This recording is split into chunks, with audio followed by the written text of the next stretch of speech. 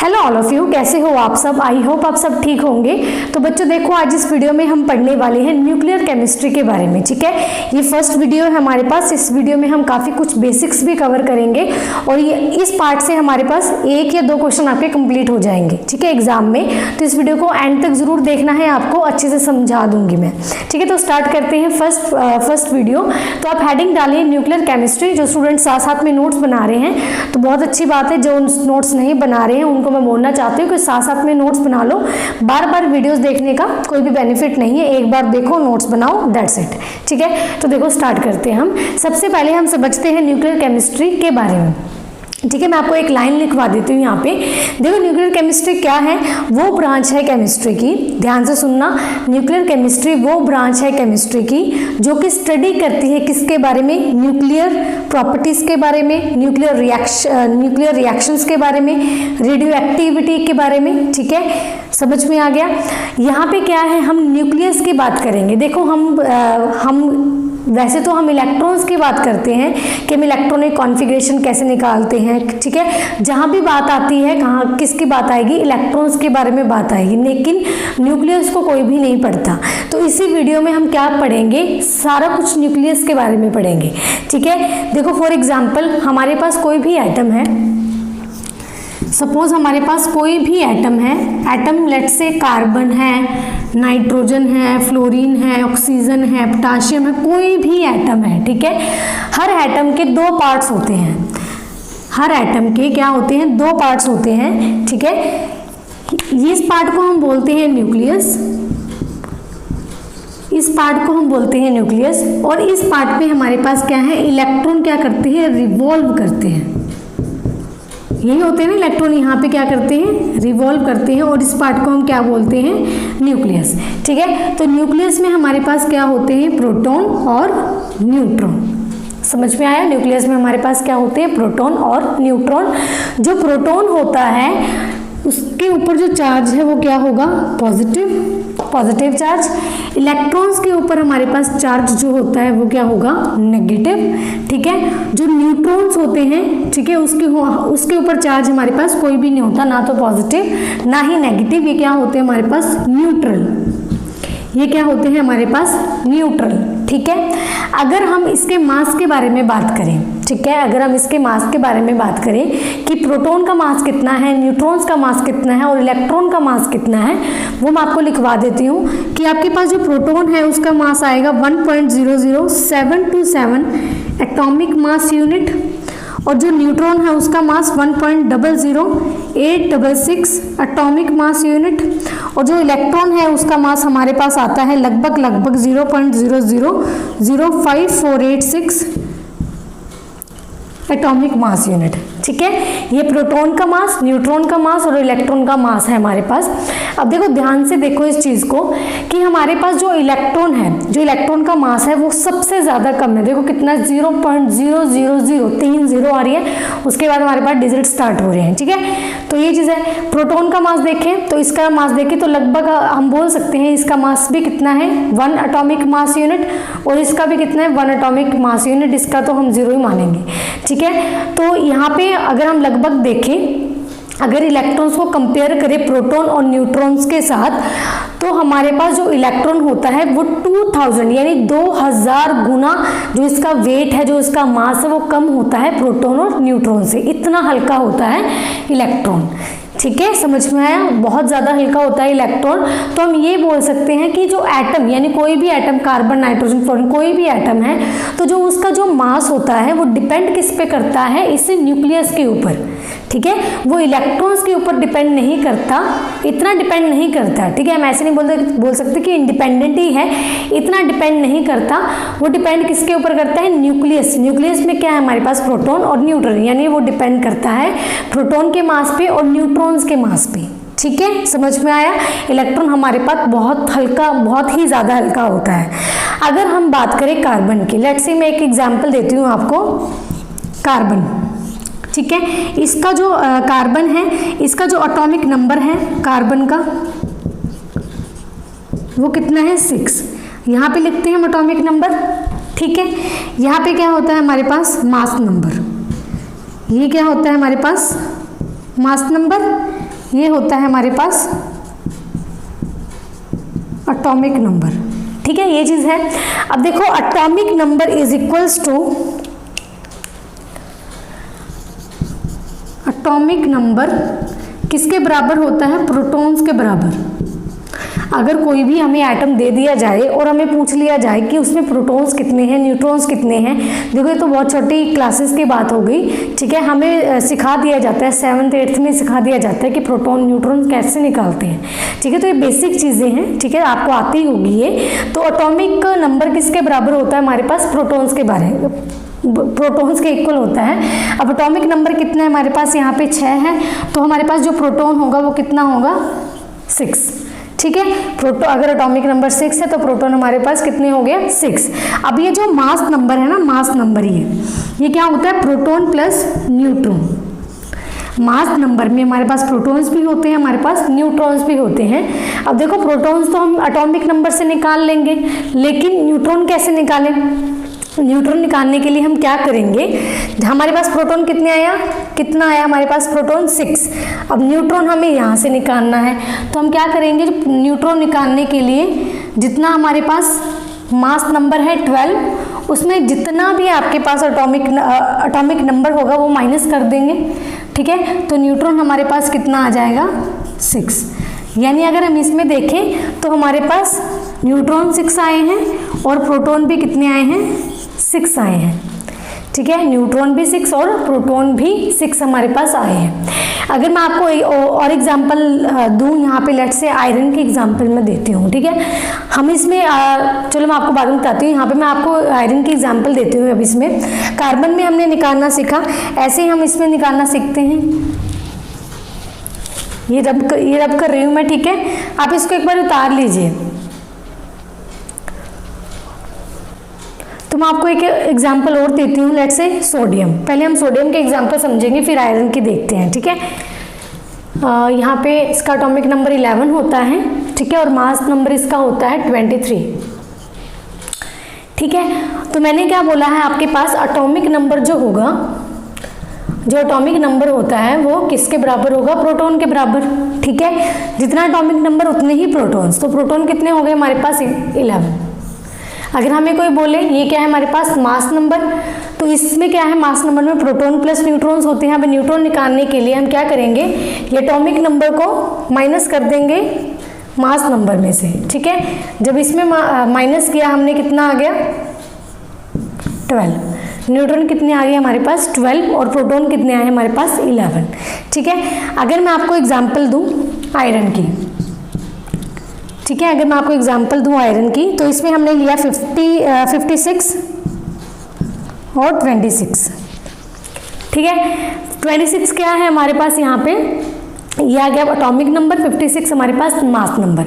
देखो atomic number तो हम याद रख सकते हैं, ठीक है, लेकिन मास नंबर हम याद नहीं रख सकते, क्योंकि मास नंबर को याद करना महाभारत है। तो मैं ऐसे एक बंदे को ऐसे नहीं बोल सकते कि कल तुझे जो मास नंबर है वो याद करके आना है, क्योंकि मास नंबर हम याद ही नहीं कर सकते।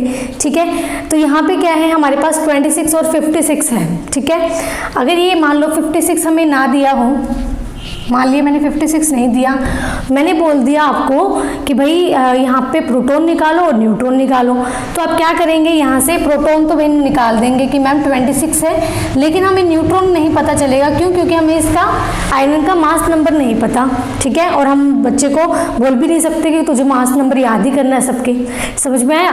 तो यहाँ पे मास नंबर उनको देना ही पड़ता है, समझ? ठीक है, वो मास नंबर देंगे, चाहे आपको ये एटॉमिक नंबर वो ना दे, एटॉमिक नंबर वो चाहे ना दे, मास नंबर आपको मिलता ही है। ठीक है, तो यहाँ पे ये चीज़ हो गई। तो अगर इसमें देखें तो कैसे निकालोगे? 56 और 26, तो कितना आ गया यहाँ पे? 30।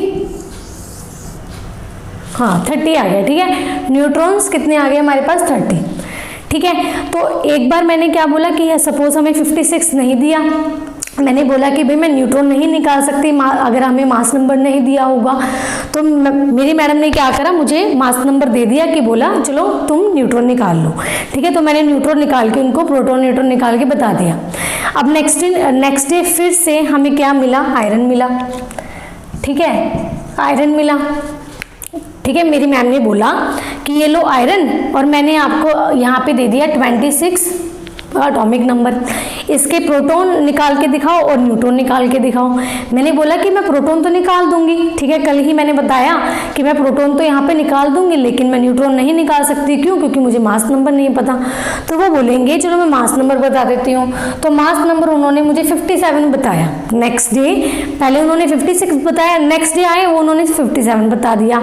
तो मैंने कहा चलो ठीक है, मैंने प्रोटॉन निकाला 26, ठीक है, न्यूट्रॉन निकाला यहाँ पे 57 में से 26 गए तो कितने आ गए? 31, ठीक है, मैंने ये निकाला। तो वो बोले हाँ ठीक है, बिल्कुल आपको आता है। मैंने बोला कि मैम आपने मुझे यहाँ पे 56 मास नंबर जो आयरन का 56 बताया था, आज मुझे आप 57 बता रहे हो, ठीक है, तो ये क्या हुआ?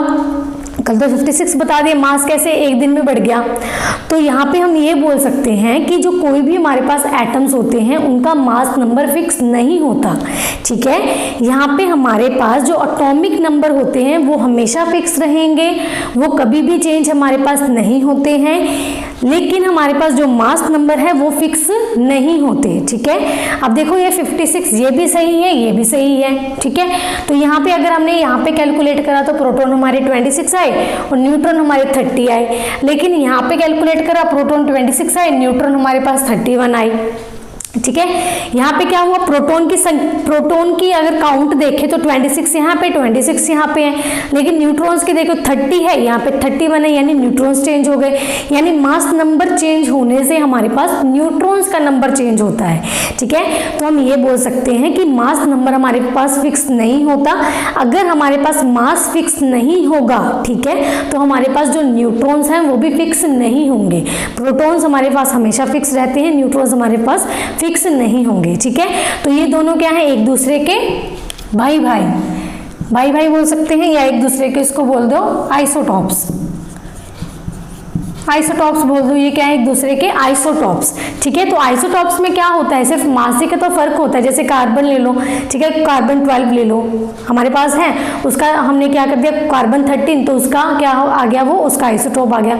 कार्बन 14 उसका आइसोटॉप है, ठीक है। तो कुछ आइसोटॉप्स ऐसे होते हैं जो हमारे पास नेचर में हमें मिलते हैं, नेचर में अवेलेबल होते हैं। लाइक कार्बन 12 हमारे पास क्या है? नेचर में हमें मिल जाता है।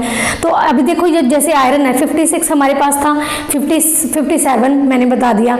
अब नेक्स्ट डे मैं 58 भी बता सकती हूँ, 59 भी बता सकती हूँ। इसके कितने ही भाई कजन्स मैं बना सकती हूँ, ठीक है। वो डिपेंड करता है आप जैसे कुछ कई तो एटम्स ऐसे होते हैं जो हमें नेचर से मिलते हैं, लेकिन कई ऐसे होते हैं जो लैब्स में प्रिपेयर किए जा सकते हैं, ठीक है। तो हम ऐसे बोलते हैं, तो इसलिए ऐसे बोला जाता है कि एटम का मास कभी भी फिक्स नहीं होता, यानी जो नंबर ऑफ न्यूट्रॉन्स है वो फिक्स नहीं होते, क्योंकि उनको मैं नेचुरली हमारे पास होते हैं और आर्टिफिशियली भी मैं बना सकती हूँ उनको, ठीक है। तो हमेशा याद रखना एटॉमिक नंबर फिक्स रहता है, लेकिन मास नंबर फिक्स नहीं रहता है।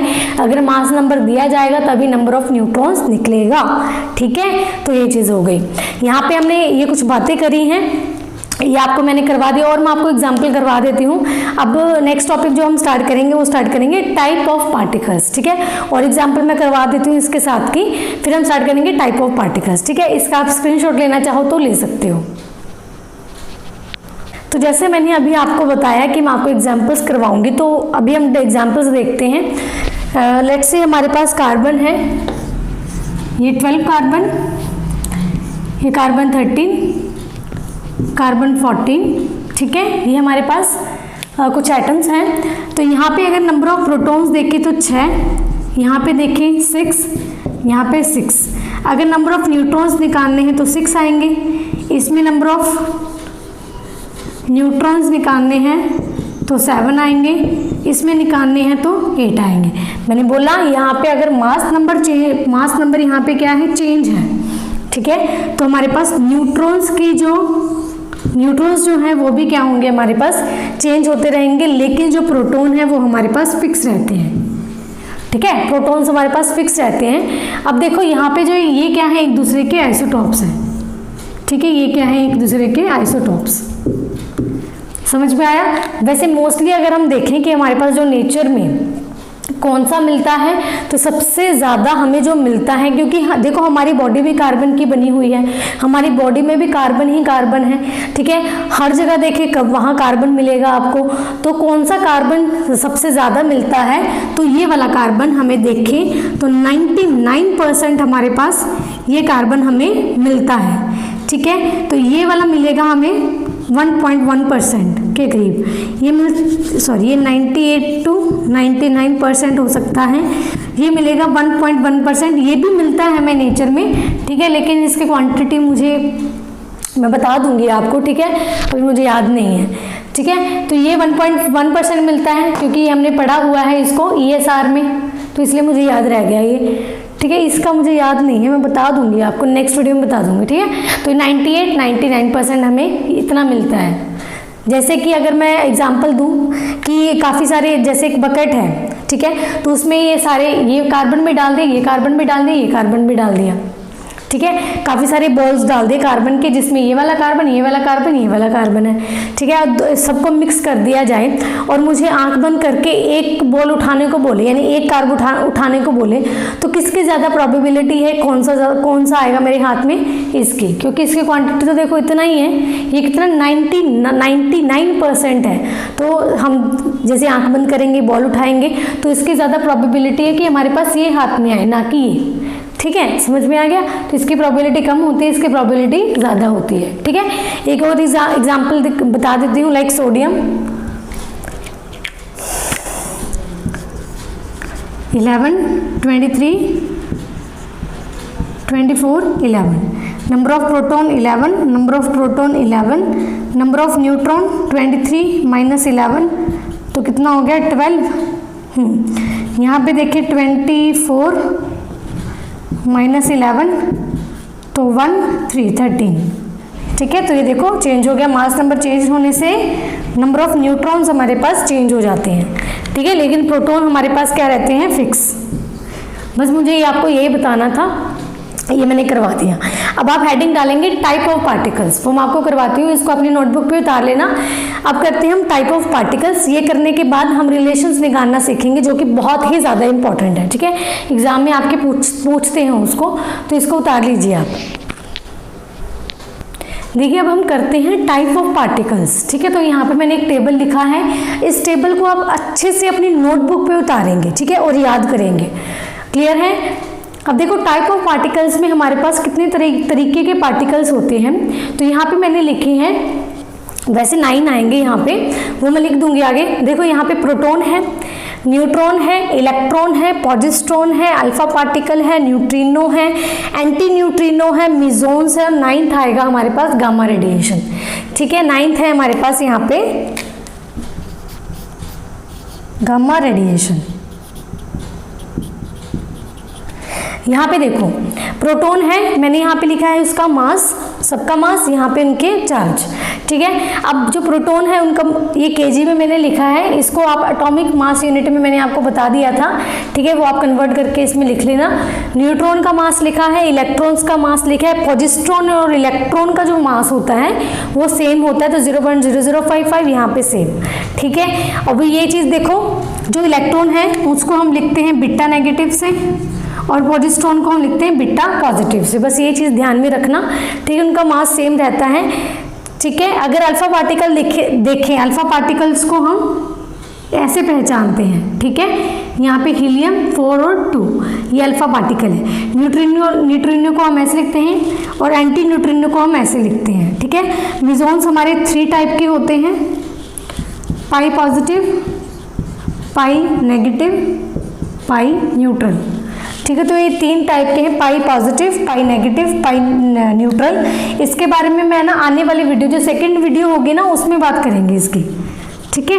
बहुत ही इंपॉर्टेंट है पाई मिजोन, इसके बारे में मैं आपको अच्छे से सेकंड वीडियो में बताऊंगी, ठीक है। तो अभी आप ये समझिए, पाई पॉजिटिव, पाई नेगेटिव, ये पाई न्यूट्रल। इसमें क्या होता है, न्यूट्रॉन प्रोटॉन का एक्सचेंज चलता रहता है, न्यूट्रॉन का, और प्रोटॉन का एक्सचेंज चलता रहता है पाई मिजोन्स में, ठीक है। न्यूट्रॉन और प्रोटॉन में एक्सचेंज चलता है मिजोन्स में, ठीक है। अब यहाँ पे मैंने ये चार्जेस के बारे में इसकी बात करी है, ठीक है। ये हाफ इंटेग्रल 1.6 इंटू 10⁻⁻19, ये पॉजिटिव में है पॉजिस्ट्रॉन और ये नेगेटिव में आपके पास हो गया, ठीक है। ये न्यूट्रॉन न्यूट्रल है और ये जो प्रोटॉन है 1.6 इंटू 10⁻⁻19 कूलम, ठीक है। तो ये चार्जेस है। अब देखो जो हमारे पास नए पार्टिकल्स आए, क्योंकि हमने इसके बारे में तो सुना है, प्रोटॉन न्यूट्रॉन इलेक्ट्रॉन इनके बारे में हमने सुना है, अल्फा पार्टिकल्स के बारे में हमने सुना है, लेकिन जैसे पॉजिस्ट्रॉन है, न्यूट्रिनो है, एंट्री न्यूट्रिनो है, मिजोन्स हैं, ये जो नए पार्टिकल्स आए हैं न्यूक्लियस के, ये कैसे आए हैं? देखो ये तो आराम से हमें पता है, ये भी हमारे पास न्यूक्लियस में प्रेजेंट होता है। ये कैसे निकले हमारे पास न्यूक्लियस में? काफ़ी सारी लेबोरेटरी में रिएक्शन करवा करवा के न्यूक्लियस पे स्ट्रेस डाल के इनको बनाया गया है। पॉजिस्ट्रॉन को, न्यूट्रिनो, एंटी न्यूट्रिनो इनको ना बनाया गया है खुद से, तो इसलिए, ठीक है। तो अब आपको कंफ्यूज नहीं होना है कहाँ से आए, तो ठीक है। तो ये टेबल है, आपको इसका ध्यान रखना है, इसको याद करना है। आगे हम रिलेशंस के बारे में पढ़ते हैं, न्यूक्लियोसाइड जो होते हैं उनके बारे में पढ़ते हैं, ठीक है। तो इसका आप स्क्रीनशॉट एक बार ले लीजिए। तो देखिए अब हम करेंगे न्यूक्लियाइड, ठीक है। तो आप हेडिंग डालेंगे न्यूक्लियाइड। तो देखो न्यूक्लियाइड क्या होता है हमारे पास, लेट से हमारे पास ये X है, ठीक है, यहाँ पे ये A और यहाँ पे ये Z क्या है हमारे पास? एटॉमिक नंबर, जैसे मैंने अभी आपको पीछे बताया है। A क्या है हमारे पास? मास नंबर, ठीक है।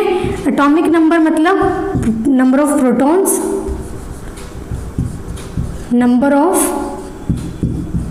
प्रोटॉन्स, मास नंबर मतलब number of proton plus number of neutron, ठीक है। ये चीज समझ में आ गया। अब यहाँ पे देखिए हमारे पास रिलेशन पढ़ने वाले हैं, रिलेशनशिप बिटवीन न्यूक्लियाइड्स के बीच में रिलेशंस हमारे पास कैसे निकालते हैं। तो सबसे पहले आप हेडिंग डालेंगे आइसोटॉप। आइसोटॉप में क्या है हमारे पास? ये जो Z है ये क्या होगा? सेम, बट हमारे पास A क्या होगा? डिफरेंट, ठीक है। Z क्या होगा हमारे पास? सेम, A हमारे पास क्या होगा? डिफरेंट। इसमें हम एग्जाम्पल देखते हैं, जैसे कि इसमें हम एग्जाम्पल, एक मिनट, एग्जाम्पल मैं यहाँ लिखूंगी, ठीक है। एग्जाम्पल देखते हैं, जैसे कार्बन 12, कार्बन 13, 6, ठीक है। अगर इसमें देखें, जैसे दो मैंने आइटम यहाँ पे लिए हैं, तो इसमें देखें कि Z सेम है, Z क्या है? दोनों में सेम। अगर इसमें देखें A डिफरेंट है, तो देखो A क्या होता है? ऊपर वाला क्या है? डिफरेंट, 12 और 13, बट Z क्या है? नीचे वाला सेम, ठीक है। तो इसके एग्जाम्पल, और एग्जाम्पल लें तो हमारे पास जैसे हाइड्रोजन, ठीक है,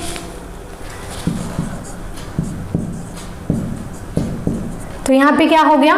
ये तीनों में सेम है नीचे वाला, लेकिन ऊपर वाले क्या है? तीनों में डिफरेंट, ठीक है। तो ये किस में जाएगा? आइसोटॉप में।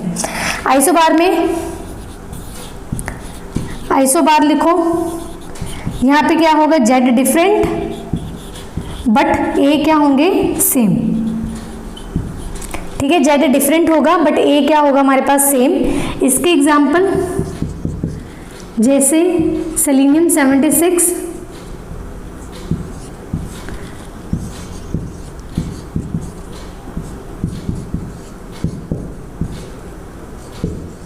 बेरियम 130, ठीक है। तो ये इसके एग्जाम्पल। अब इसमें दोनों में देखें तो हमारे पास क्या हो गए? ये सेम, ठीक है। इन दोनों में देखें तो ये 130, यानी A सेम Z डिफरेंट, ठीक है। अगर हम देखें हमारे पास थर्ड वन आइसोटोन, आइसोटोन में क्या है हमारे पास? नंबर ऑफ न्यूट्रॉन्स क्या होते हैं इसमें? Same, number of neutrons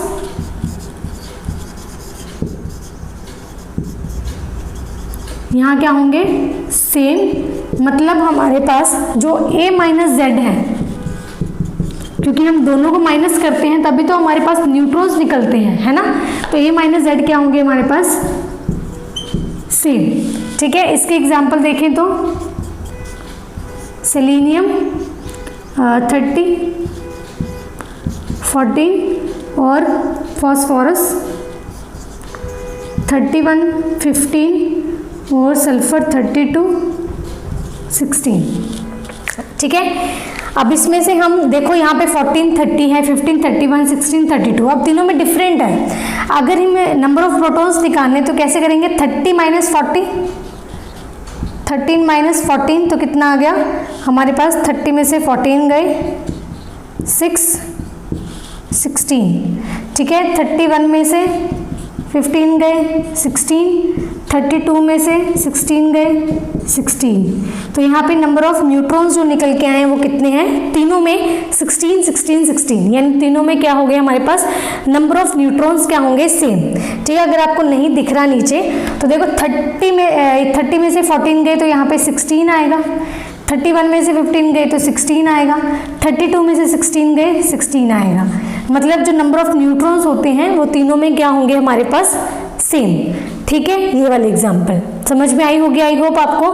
isotone में नंबर ऑफ न्यूट्रॉन्स क्या होते हैं, सेम जो भी आपको आइटम्स दिए होंगे इसमें आपको क्या निकालने, नंबर ऑफ न्यूट्रॉन्स निकालने और देखने हैं सेम है तो रिलेशनशिप क्या आ गया, उनमें क्या आ जाएगा, वो आइसोटोन है। ठीक है, नेक्स्ट लिखिए आइसोडायस्फीयर, आइसोडायस्फीयर, इसके स्पेलिंग चेक कर लेना। ठीक है, शायद यही होते हैं आइसोडायस्फीयर के। तो इसमें हमारे पास क्या होगा, N-P और A-2Z। ठीक है, ये क्या होंगे हमारे पास, सेम। ये दोनों चेक करने हैं, मतलब कोई भी मॉलिक्यूल दे रखा है तो उस तीन मॉलिक्यूल दे रखे हैं, ये सेम ही जैसे 4 मॉलिक्यूल दिए हैं आपको, तो चारों सबसे पहले अब इसमें निकालेंगे N-P, A-2Z, इसमें निकालेंगे, इसमें निकालेंगे, इसमें निकालेंगे। अब तीनों में सब में देखेंगे सेम है, अगर सेम है तो रिलेशन क्या आएगा, आइसोडायस्फीयर। ठीक है, इसको मैं आपको एग्जाम्पल से समझाती हूँ। पहले आप इसका कॉन्सेप्ट जो है ये कॉन्सेप्ट है इसका। ठीक है, इसके एग्जाम्पल मैं करवाती हूँ आपको, सारी मैं करवा दूंगी, कुछ आपको दे दूँ करने के लिए। ठीक है, तो ये करवा दूंगी। पहले इसका आप स्क्रीनशॉट ले लीजिए, अच्छे से अपनी नोटबुक पे इसको उतार लेना, एग्जाम्पल्स हम करते हैं अभी। ठीक है, यहाँ पे मैंने कुछ क्वेश्चंस लिखे हैं। क्वेश्चंस करने से पहले देखो, अभी मैंने आपको जो आइसोडायस्फीयर बताया है ना, आइसोडायस्फीयर में मैंने आपको बताया था ये न्यूट्रॉन माइनस P और A-2Z। ठीक है, मैंने बोला था ना आपको ये दोनों सेम होने चाहिए, तो दोनों सेम नहीं, आपको दोनों में से ये चेक करो और ये चेक करो। ठीक है, अगर ये सेम हो गया A- मान लो ये 2 मॉलिक्यूल है दोनों। ठीक है, इसमें आप चेक कर लिए, जैसे न्यूट्रॉन माइनस प्रोटॉन चेक करा। ठीक है, N-P करके देखा, N-P करके देखा, सेम नहीं आया। फिर आपने करके देखना A-2Z इसमें, A-2Z इसमें। अगर इन करने से दोनों में सेम आता है तो रिलेशन हमारे पास क्या आएगा, आइसोडायस्फीयर। ठीक है, ये अलग से चेक करना है, ये अलग से चेक करना है। समझ में आ गया। ऐसे नहीं है कि दोनों ही आपके कंडीशन फॉलो होनी चाहिए कि ये भी सेम हुआ, ये भी सेम हुआ तभी इनमें रिलेशन आएगा, ऐसे नहीं। ठीक है, पहले ये चेक कर लो दोनों में, अगर सेम नहीं आया फिर ये चेक करो, ये सेम आ गया तो आइसोडायस्फीयर है। ठीक है, ऐसे।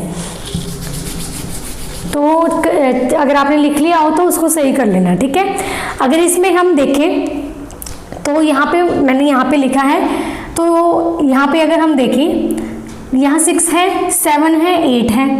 ठीक है, तो ये तो आइसोटॉप तो गया, क्योंकि आइसोटॉप में क्या होते हैं हमारे पास, Z क्या होते हैं, सेम। ठीक है, Z सेम होते हैं। अगर हम देखें आइसो बार, सारे चेक करने हैं, ऐसे नहीं है कि हमें सपना आया कि इसमें रिलेशन क्या है, ऐसे सब चेक करने हैं। ठीक है, 6, 7, 8 है, तो यहाँ पे जो आइसोटॉप था वो तो उठ गया।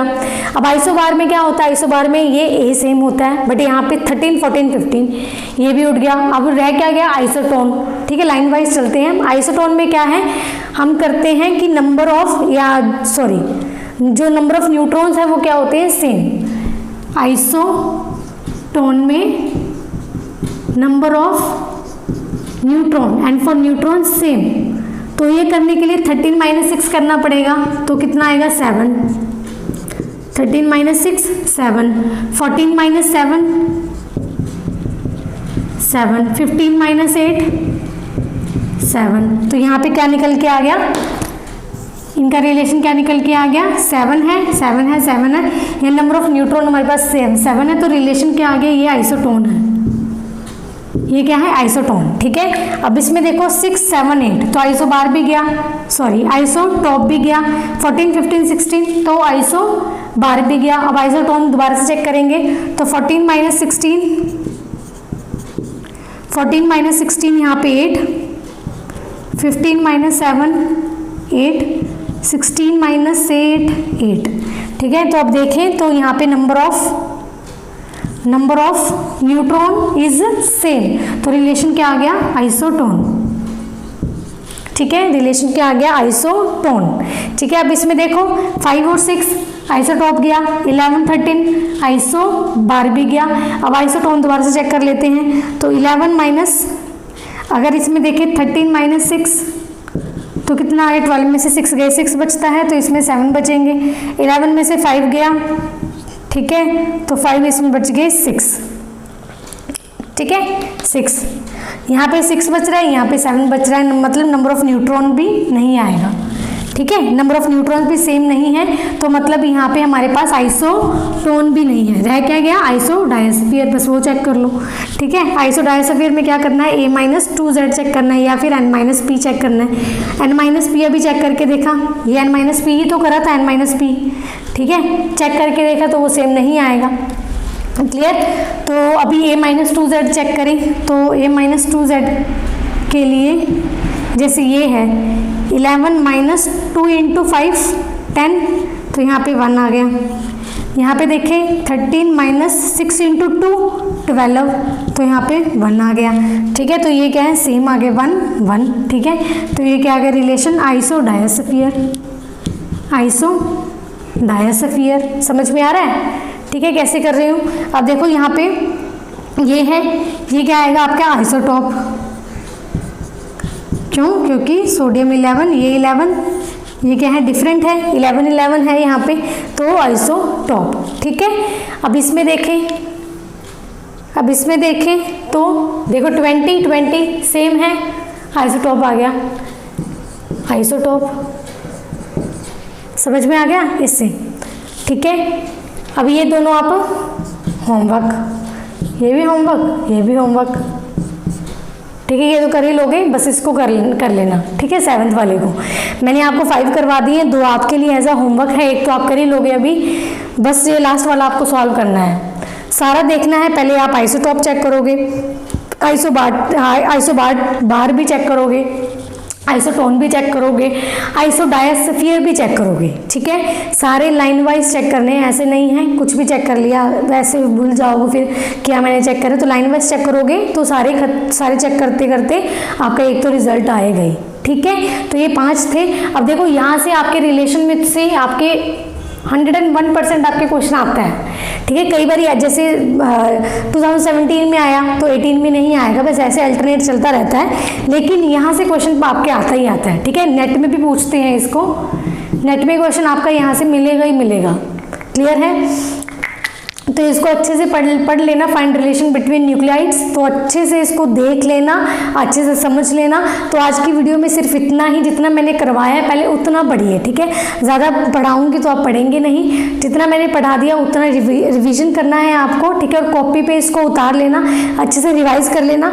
नेक्स्ट वीडियो में मैं आपको और नए टॉपिक्स स्टार्ट करवा दूंगी। ठीक है, तो इसको अच्छे से पढ़ के रखना। तो मिलते हैं नेक्स्ट वीडियो में, तब तक के लिए बाय बाय।